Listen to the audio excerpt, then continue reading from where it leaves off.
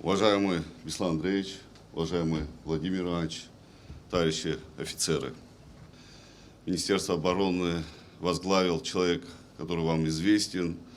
Долгие годы был первым заместителем министра обороны, боевой офицер, человек, прошедший все тяготы нашей военной и послевоенной истории.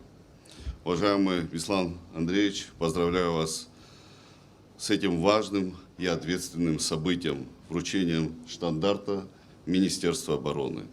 Уверен, что ваш профессиональный опыт, преданность Родине, высокая ответственность и принципиальность позволят вам достойно выполнять возложенные обязанности, эффективно решать поставленные задачи и вносить вклад в дальнейшее укрепление нашей страны.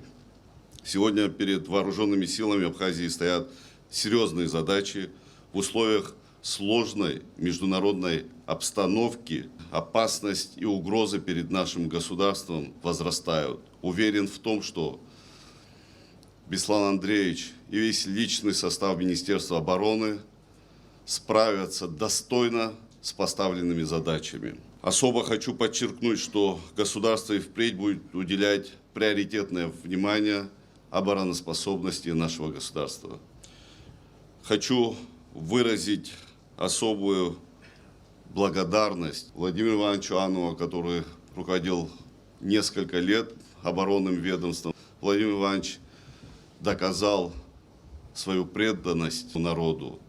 И, конечно же, его опыт, навыки и умения еще пригодятся нашему государству.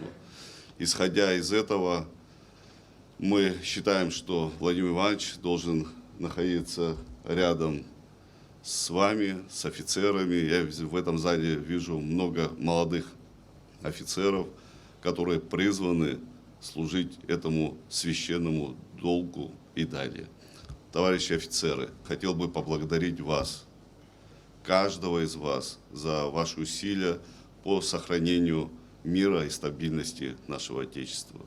Именно благодаря вашим усилиям ваших коллег, мы сегодня можем в столь тяжелое, непростое время жить под мирным небом.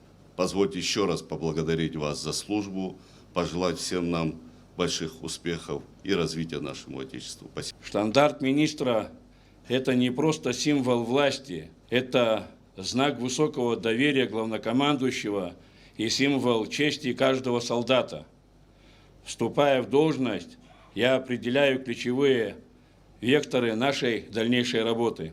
Мы продолжим совершенствовать систему оперативной подготовки, опираясь на опыт современных вооруженных конфликтов.